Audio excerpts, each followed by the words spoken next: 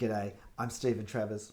Whether you're drawing on location or from photos, streetscapes are a great subject matter for drawing.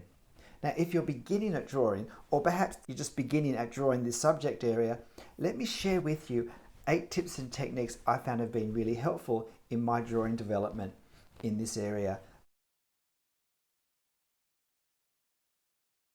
My first tip is to do with perspective. Now, you've probably watched some perspective videos. They can be overwhelming, but even if we feel like we understand the video, when we go to apply it in real life, it's often not so clear how it applies. And the good news is we don't have to understand these perspective videos at all, although I think it can be helpful if we can. But if we're drawing from a photo or from a scene in front of us, the more important thing is that we learn to see what's there and to draw that. And when it comes to perspective, there are 3 important lines. One of those lines is the top line where we can see a perspective angle. And in this Edinburgh streetscape, it's the top of the roof here.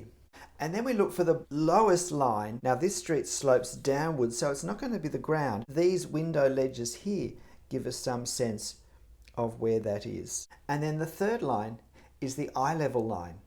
That's the line that's level with where our eyes are or where the camera that took the photo was. These 2 lines and all the perspective lines will meet on the eye level. The reason why these 3 lines are the important ones to see is because the eye level line is horizontal. Eye level is a lot higher here than where the eye level of the people are because I was on much higher ground taking this photo. But we can see that all the lines above do converge on the same point. But the important thing to realize is that from the eye level, any line affected by perspective is going to have an increasing angle the higher it goes above eye level.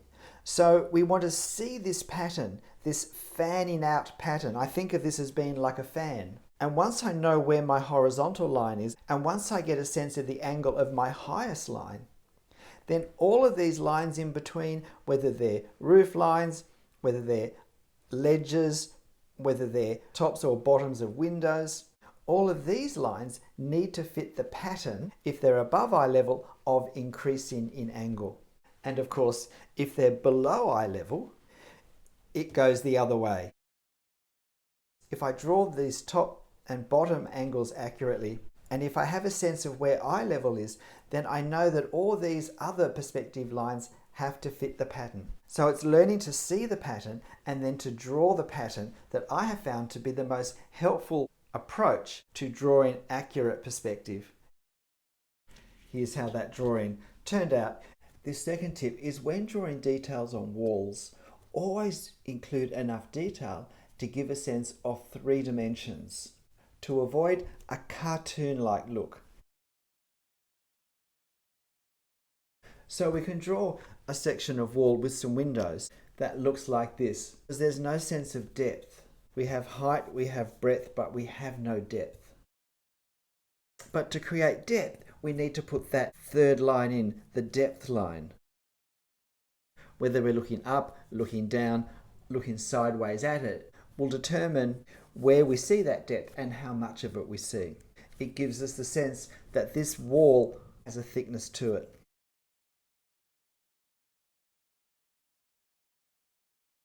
Where we have strips of timber holding panes of glass together, if we're close enough, we can see depth on those. Our window may have some sort of decorative architrave or surrounding that comes out, and that has depth. And there may be some sort of windowsill that comes out from the wall. That has depth as well. So we need to make sure that we put the depth line on all the detail that's close enough that we can see the depth. So the second point, make sure we create 3 dimensions by including a depth line.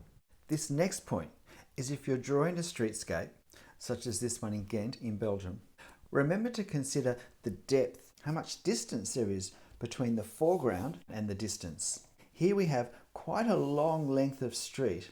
A common fault I see in many streetscapes is that the line work and the details is fairly consistent from the very closest objects to the further away ones.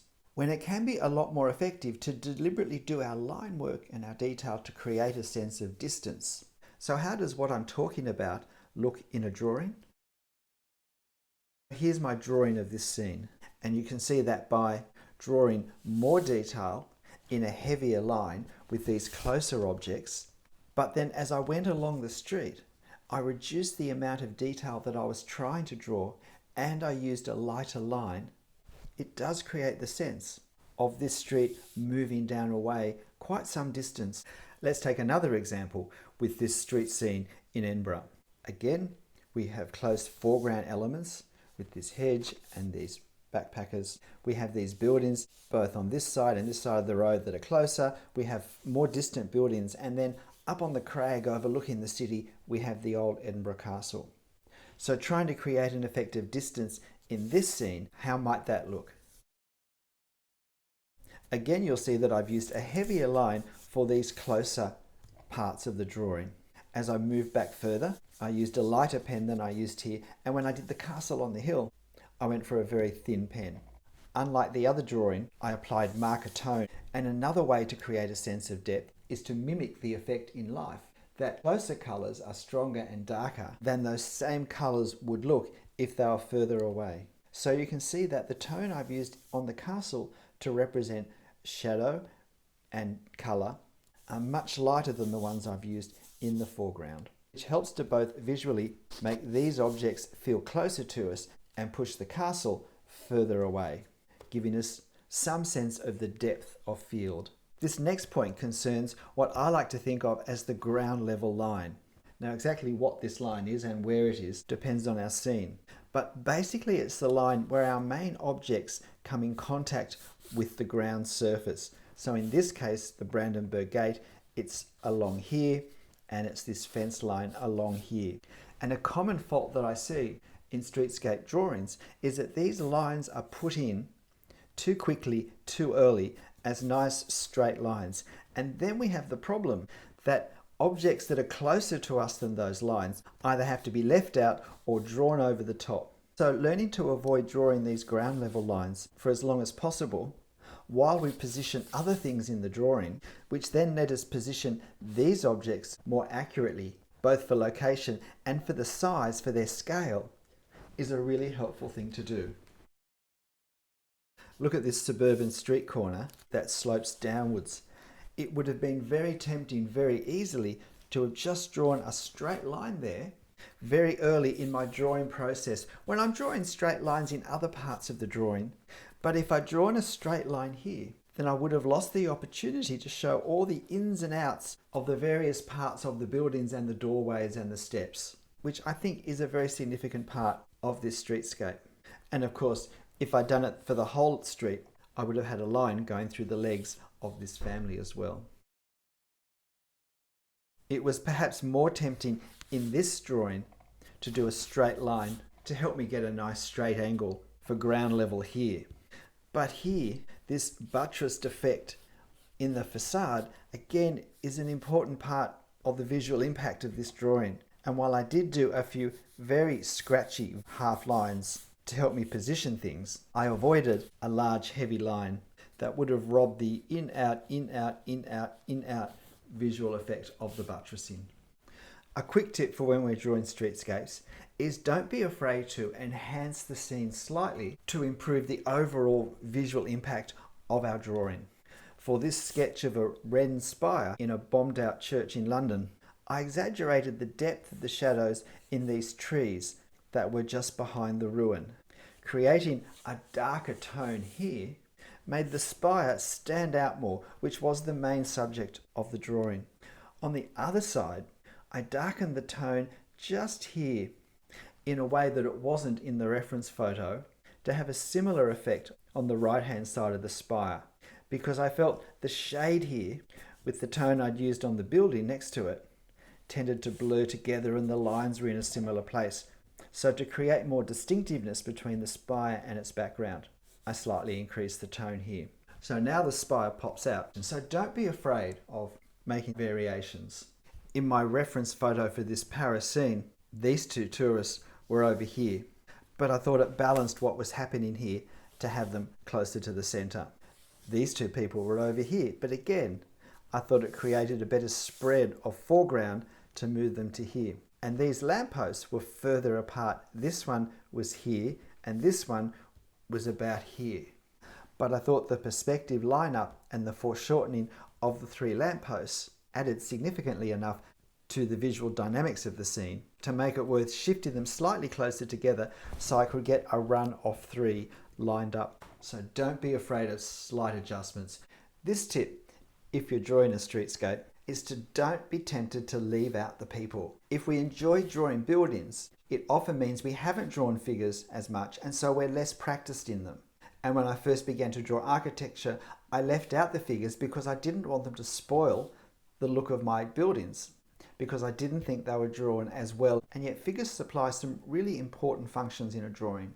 Very importantly, they give a sense of scale, because we all know without thinking how tall an average figure is. And so whether the figures are closer or in the midground or further away, we have a sense with all of them of how tall they are. And so they help us get a sense of scale for the objects that they're around. Even if we don't have many figures, this figure is important for giving us a sense of how tall this building is. But also the relationship between the size of this figure and these figures up here is also important for giving us a sense of how long this section of street is, and therefore how long the facade of this building is, and therefore what a grand, large building it is. Adding people also brings a sense of realism and interest to a streetscape. Consider the different feel in this drawing where we have no people in the street. We do have some cars, and they can also give a sense of scale. But in some ways it creates something of a bleak effect. This next point, it's that we like drawing buildings, and sometimes that means we don't enjoy drawing other things that we find in streets as much as we enjoy drawing buildings. Things such as cars, trees, or people. And while having to include at least some of these things is often unavoidable, I've noticed that in many drawings it looks as if a lot less effort and care has been put into the people, into the cars, into the trees, into the waste paper bins, into the public benches, whatever street furniture might be in the scene, than has been put into the buildings. All this care with facades and perspective and creating a lovely 3D effect and architectural details is often, I think, spoilt with a careless tree that clearly wasn't observed and drawn with the same care as the architecture. The simple truth is, every line we draw on our drawing, whatever object it is, needs to require as much care and intent as every other line. This small building in the grounds of the Palace of Versailles has a beautiful simplicity to the architecture, and yet part of its effect is the garden around it. I need to have just as much consideration with how I do the lines to represent these clipped trees or these low garden hedges or these flowers as I do to draw the architecture. And of course, perspective affects every item that we see, not just the buildings. And it particularly impacts cars and how they look. And when we look at a vehicle from an angle, it's a very different shape from how it looks when we look at it straight on or side on. And yet if we want our vehicles to look like they're all traveling in the same direction, then we have to observe them and draw them carefully enough so that we get decrease in size in the right scale as they move further away, and we capture the shapes of the sides so they look as though they're turned at the angle they need to be going in to be going down the street in that way. So vehicles are not something we can hurriedly just put in at the end as an afterthought. The same care for all the elements of a drawing as we have for the architecture. And this last tip is last because it comes last. It comes when we've finished our drawing. Have a good look at it. Right this minute is the time where you're most aware of what you were trying to do, where you're aware of the feelings you had when you were drawing it, and you're aware of the parts where you were pleased or unhappy with how it finished up as you were drawing it. So now's the time to get focused in our minds.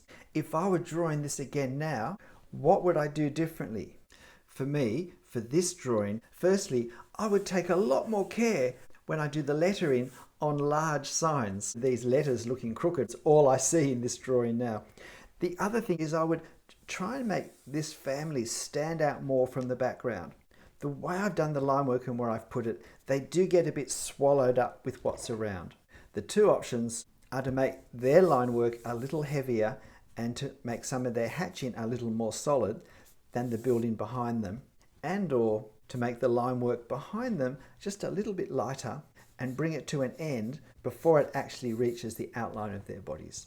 So a quick look when we finish a drawing and fix a focus in our mind of how can I improve this next time is a great way to finish a drawing. Hope you found these tips helpful, whether you draw in real life or from photos. So get out there and do some drawings. Have fun. I'll see you next time.